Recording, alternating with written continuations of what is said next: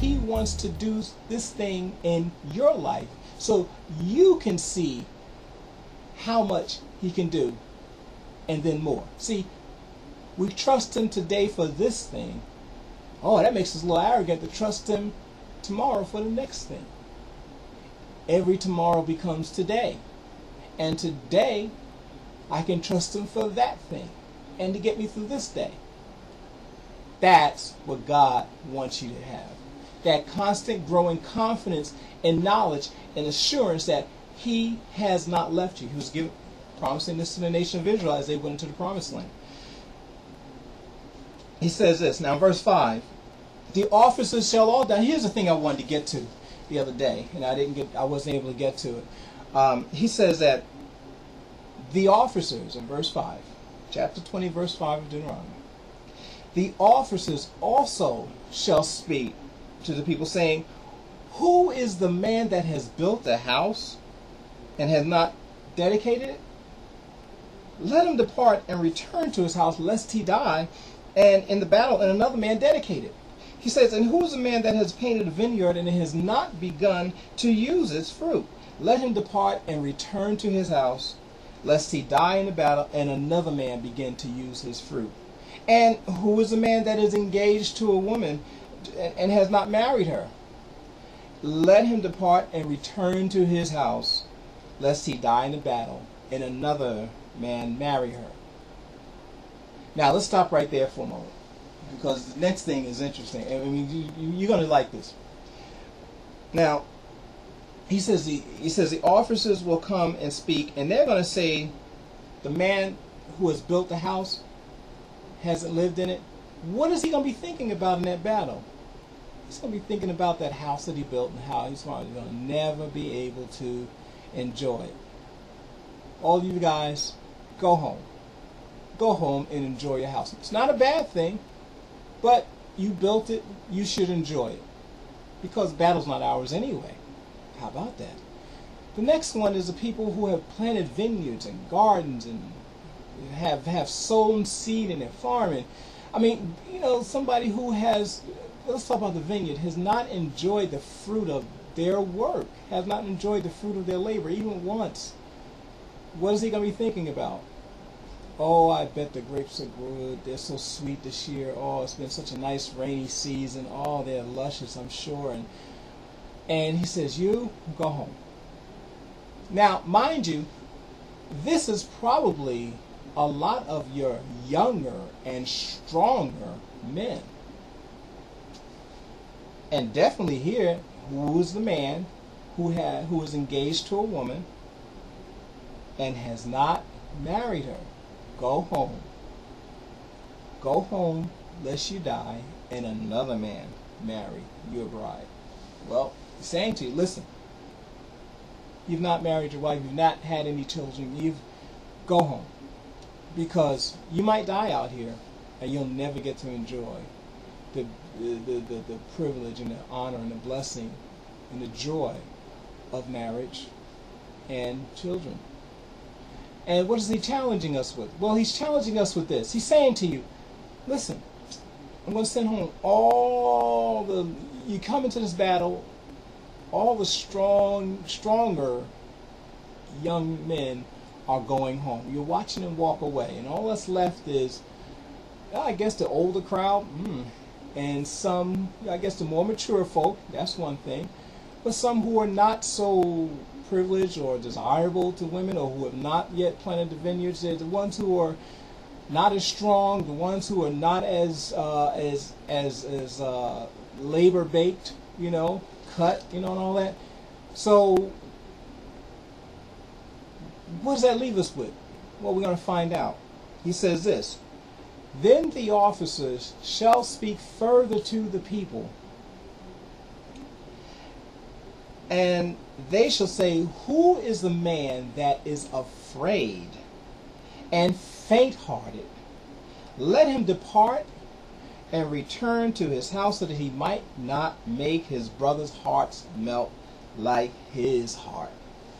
Wow. Because what is happening? He's saying that you're going to look at those people walking away. Where is your heart? Do you believe God? or do you not believe God? If you don't believe God, that he's going to get you through this battle triumphantly, you might take some hits, some nicks, some real nice injuries. You might take some real battle scars home with you. Maybe. Sometimes they're physical. Sometimes they're emotional, spiritual. But you're going to come home yet triumphantly. And those battle scars will be a sign of the fact that you were in the battle, the fact that you are home free, you won. So it says, who's the man that's afraid of faint-hearted? Go home.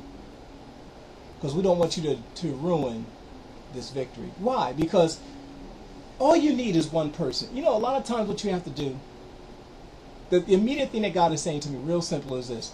You got to cut some people out your life. You have to send some people home. They're a burden to you. I was talking to a young lady the other night, and she was asking me about some things.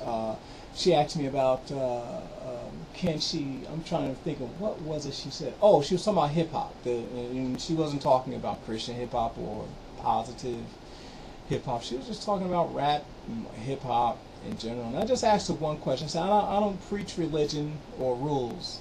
I preach Jesus Christ and him crucified and resurrected on my behalf and died for my sins and risen to give me new life.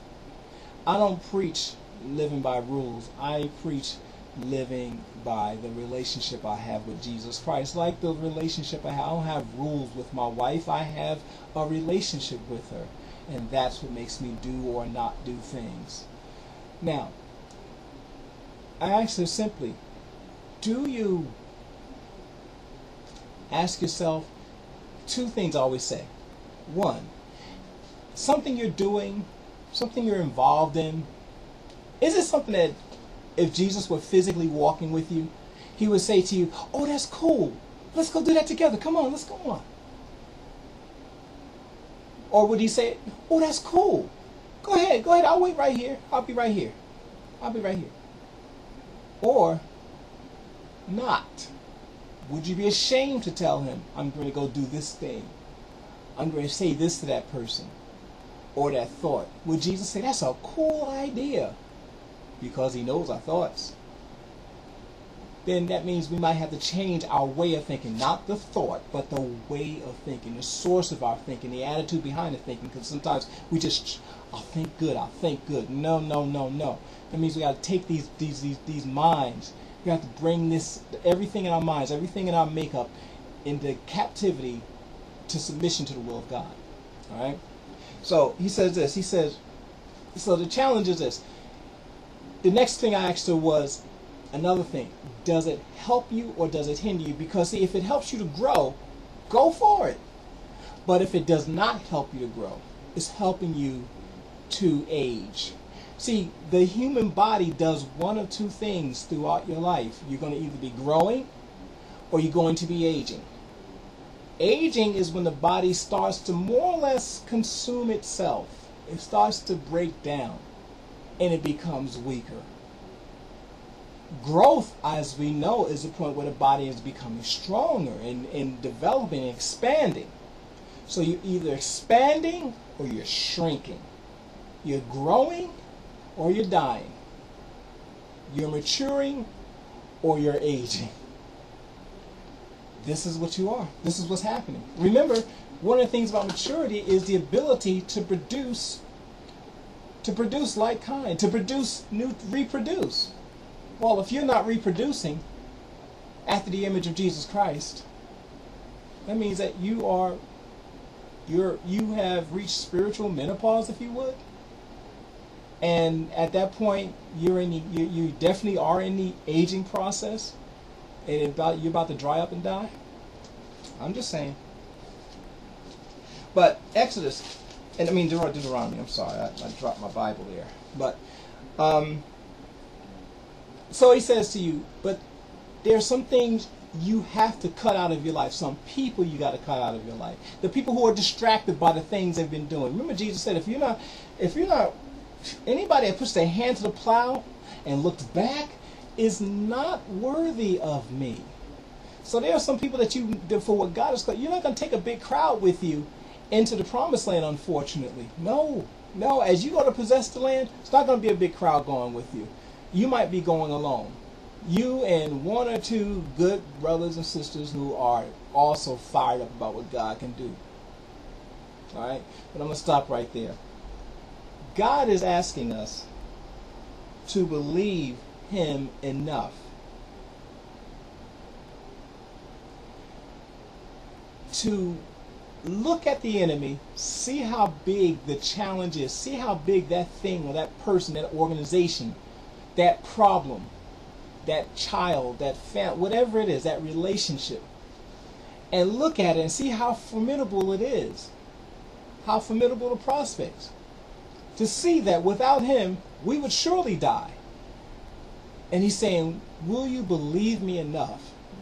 Do you believe I love you so much that I will take you into that battle and bring you out alive? Remember Abraham with Isaac. Abraham went up believing God, not believing in God.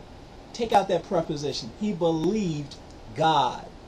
He believed God. Do you believe God? Then He's calling us to live like it. Stop being afraid. Stop being faint-hearted. Stop trembling. Stop panicking. And trust this God whom you say you believe. Whom you say you believe. Let me see your faith by what you do. You show me, I tell you what. You show me your faith by what you say. I'm going to show you my faith by what I do.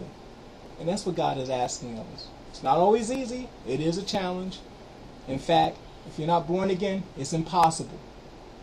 But thank God through the new birth that Jesus offers us, when we just say, Jesus, take me, remake me.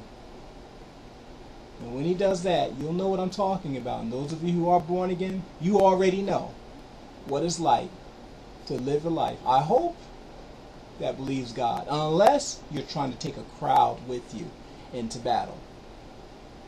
Believe God enough to fight alone. Because you're not alone. He goes with you to fight for you, to save you. The Lord bless you. The Lord keep you. The Lord make His face to shine upon you. The Lord lift up His countenance upon you and be gracious unto you and give you His shalom peace. Thank you for viewing.